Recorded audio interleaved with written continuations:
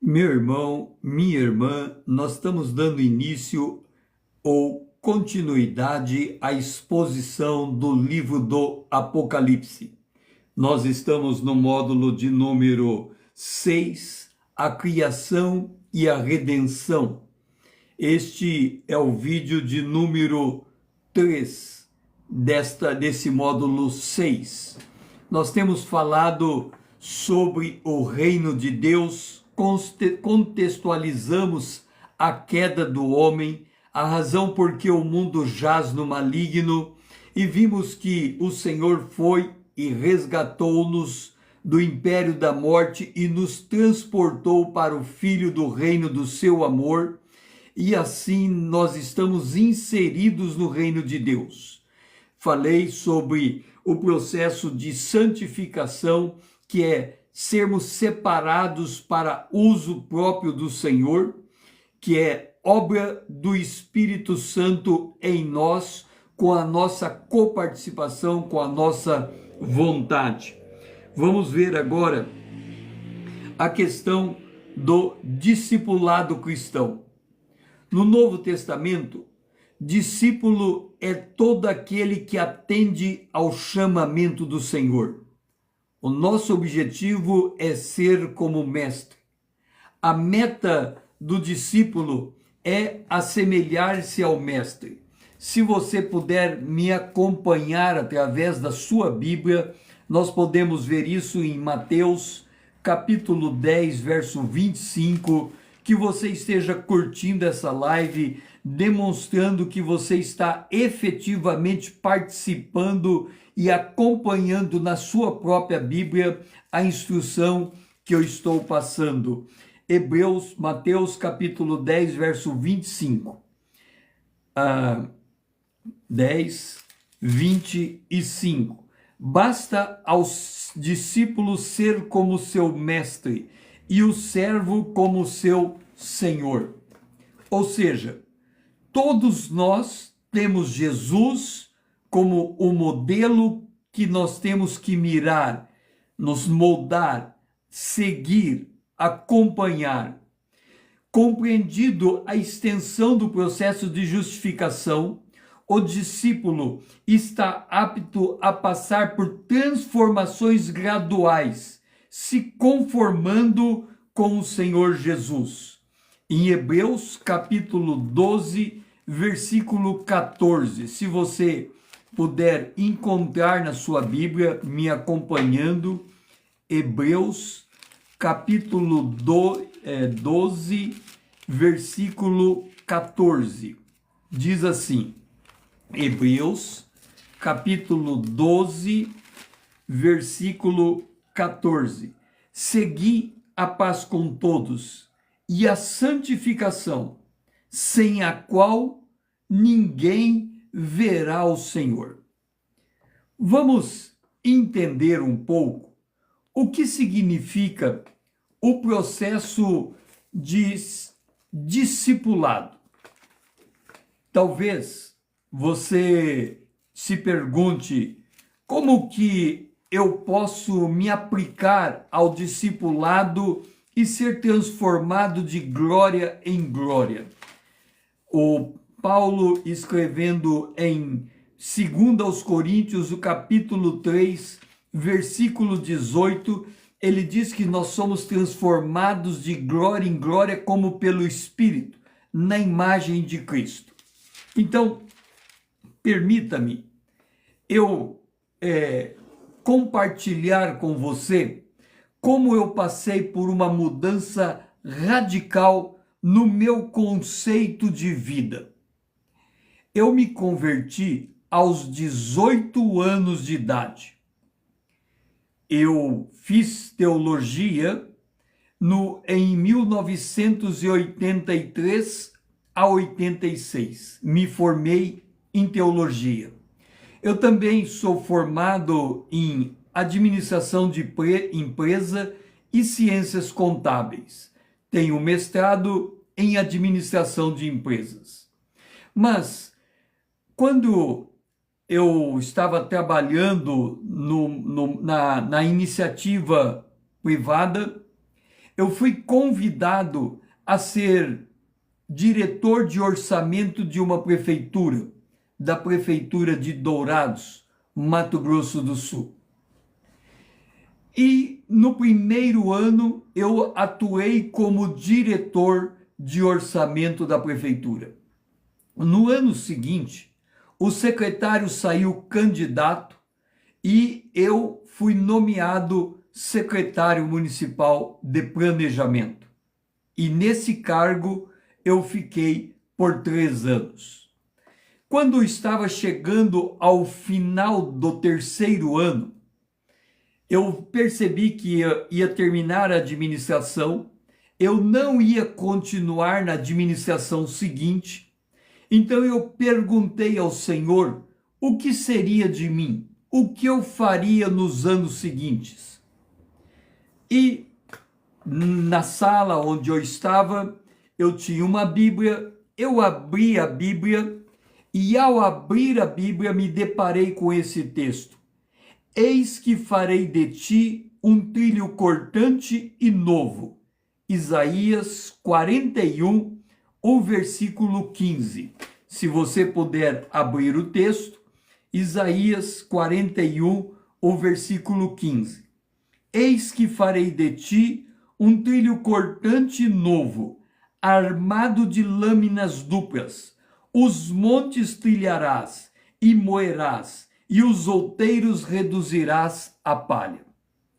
Quando eu li esse texto, em Isaías 41:15, eu disse assim: Senhor, eu não vejo como o Senhor pode fazer de mim um trilho novo. Eu nasci de novo aos 18 anos de idade. Eu fui batizado nas águas no ano de 84. Em 1984 eu fui batizado nas águas.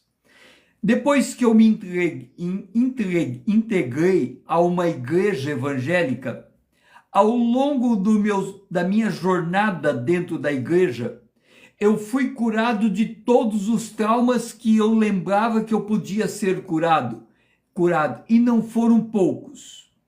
Então eu olhei e disse: Senhor, eu sou uma nova criatura. Eu fui curado de todos os meus traumas. Eu não consigo entender como o Senhor pode fazer de mim um trilho cortante e novo. Mas quem sou eu para duvidar da tua palavra? Se o Senhor está dizendo que vai fazer de mim um trilho cortante e novo, eu não ponho dúvida. Ok. Isto foi em outubro de 1986. Chegou novembro de 96, dezembro de 96 e terminou aquela gestão pública. Eu deixei de ser secretário e passei a trabalhar com consultoria empresarial. Era o mês de janeiro de 97.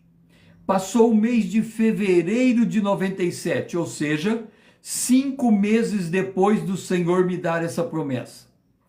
Eu estava andando na rua e me veio uma pergunta na mente: aonde você esteve sentado nos últimos 3 anos?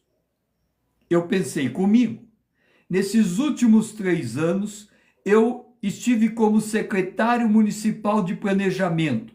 A minha sala é num lugar tal, eu sentei diante da mesa naquele lugar, naquela cadeira por 3 anos. Por 3 anos eu sentei naquele lugar, foi o lugar onde eu trabalhei. Me veio uma segunda pergunta na minha mente: quem sentou antes de você naquele lugar? Eu pensei comigo, se eu for até a procuradoria do município e olhar para todas as portarias, eu vou encontrar a nomeação de todos os secretários de planejamento e posso recuar até a fundação do município, porque aquela sala em que eu estive sentado por 3 anos era a sala do secretário de planejamento. Então, se eu fosse até a procuradoria e procurasse todas as portarias, eu teria o nome de todos os secretários de planejamento que sentaram naquela sala. Só que aí eu me lembrei de uma coisa.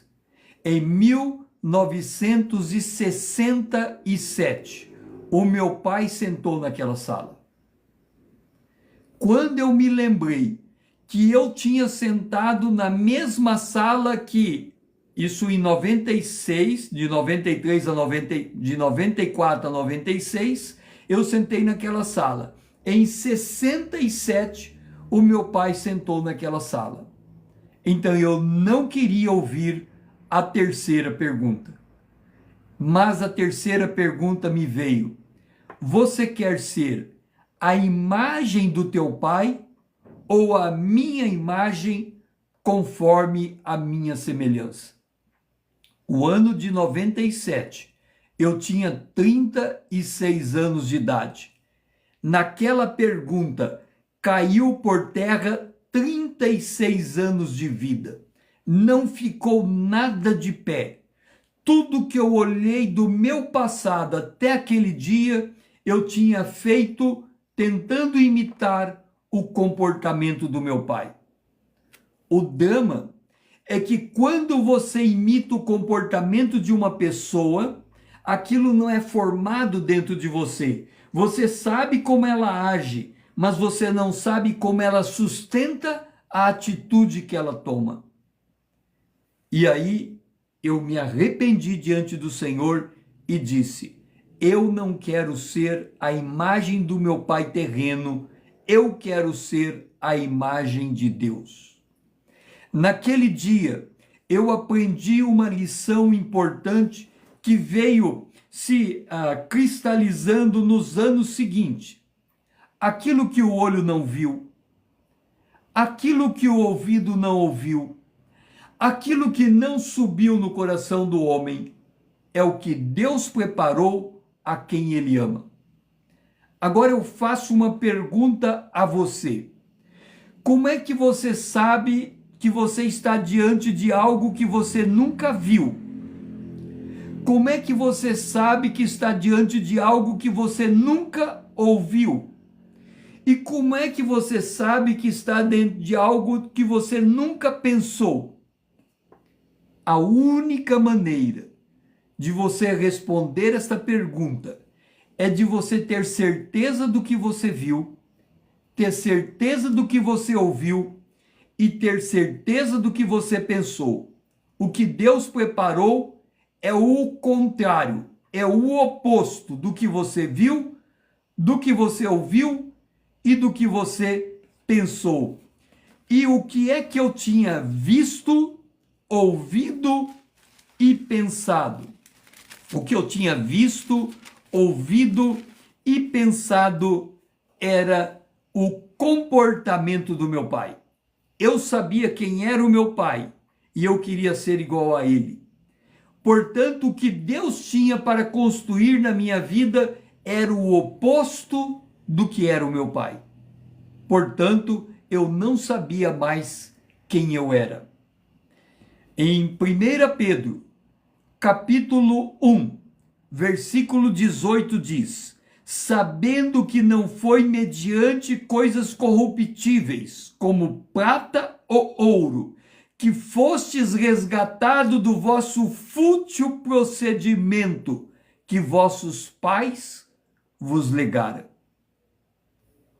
Ou seja, eu tinha, mesmo sendo cristão, moldado o meu comportamento visando ser igual ao meu pai terreno. Mas o Senhor me resgatou do fútil procedimento que os meus pais legaram. Eu tinha que aprender de Deus, eu tinha que aprender da Bíblia, eu tinha que aprender da palavra. E ali começou o meu discipulado cristão. Me virou, mudou da água para o vinho. Para resumir o nível de mudança que se processou em mim, eu vou colocar da seguinte maneira. Quando eu era secretário em Dourados, Apesar de eu ser secretário de planejamento, portanto, eu tinha direto acesso ao prefeito, eu me sentia inferiorizado. Então, ao invés de eu ir ao prefeito propor uma ação na prefeitura, eu ia até o secretário de Fazenda, convenci o secretário de Fazenda para ele convencer o prefeito do que fazer. 5 anos depois, em 2002, em Campo Novo do Parecis, em Mato Grosso, eu me tornei secretário. E naquela prefeitura eu passei a agir por iniciativa própria, por minha própria personalidade e não mais imitando meu pai. O que eu tinha que dizer, eu ia direto ao prefeito e falava diretamente com ele. Aquele senso de inferioridade se quebrou em mim. O Senhor cumpriu a sua palavra. Ele fez de mim um trilho novo, cortante, armado de lâminas duplas, que me permite trilhar os montes. Isto é discipulado, isto é transformação, isto é mudança de mentalidade, mudança de coração, que reflete na própria mudança do pensamento, do comportamento. Então, nós que andamos nessa jornada, estamos caminhando para ser glorificado pelo Senhor. Na glorificação, o cristão verá a Deus com seus próprios olhos, porquanto ele será revestido de incorruptibilidade. O apóstolo Paulo, em 1 Coríntios, no capítulo 15, ele diz: se há corpo natural, há corpo espiritual. Se há corpo corruptível, há corpo incorruptível. E nós aguardamos a nossa incorruptibilidade. Se, quando aceitamos Jesus, nós passamos por processos de transformações contínuas que nos molda na imagem de Cristo, nós aguardamos a derradeira transformação, que é aquela que vai acontecer quando a trombeta soar. E aí, nós podemos ler 1 Coríntios, capítulo 15, versículos 53 e 54. Se você encontrou, curta esta live, demonstrando que você está me acompanhando ativamente com a sua Bíblia aberta, porque é a Bíblia que fala conosco, ela é uma palavra viva e eficaz. Por isso nós temos que estarmos sempre nos debruçando para aquilo que ela declara. Capítulo 1 Coríntios, capítulo 15, versículo 53. Porque é necessário que esse corpo corruptível se revista da incorruptibilidade e que o corpo mortal se revista da imortalidade. E quanto esse corpo corruptível se revestir de incorruptibilidade e o que é imortal se revestir de imortabilidade, então se cumprirá a palavra que está escrita: tragada foi a morte na vitória. E eu pergunto para você, você espera por esse dia glorioso? Quando se cessará toda luta? Quando será enxugado toda lágrima? Quando será curada toda enfermidade? Não haverá mais dor, não haverá mais luto, quando nós tivermos os nossos corpos glorificados. Você quer ter uma foto do que é um corpo glorificado? Como que um corpo glorificado se apresenta? Você quer conhecer a fotografia de um corpo glorificado? Abra a sua Bíblia em Mateus capítulo 17, o versículo 2. E olha o que aconteceu com Jesus, porque o que aconteceu com Jesus aqui é o que pode acontecer comigo e com você a qualquer instante, soando a trombeta de Deus.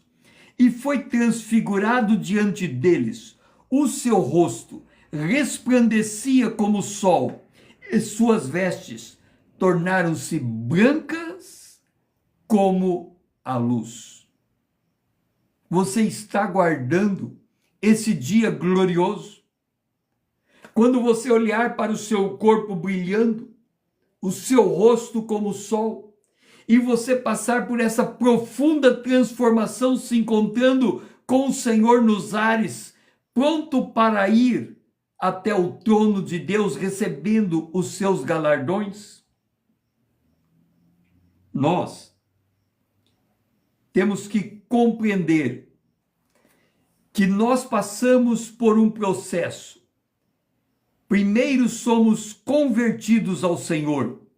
O pecador é redimido.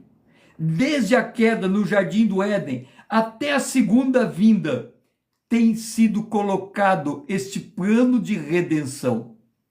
O Senhor está atrasando a volta de Jesus, o Senhor Deus, o Pai, está atrasando a volta de Jesus porque não quer que ninguém se perca, mas que todos cheguem à redenção. Depois soará a trombeta, os mortos ressuscitarão primeiro, e nós, os vivos, teremos os nossos corpos transformados. É a redenção do corpo. Somente quando soar a trombeta, num abrir e piscar de olhos, nós cumpriremos a finalização desse processo, quando teremos um corpo que nos habilitará à vida eterna.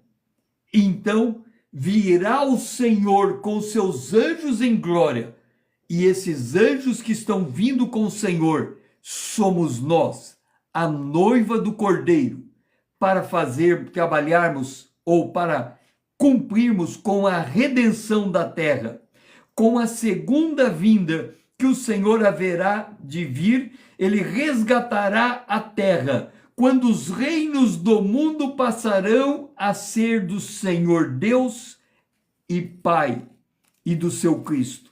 Abra a sua Bíblia em Apocalipse, capítulo 11, o versículo 15. Se você encontrou, curta esse vídeo, mostrando que você está sendo mais rápido do que eu, encontrando o versículo bíblico.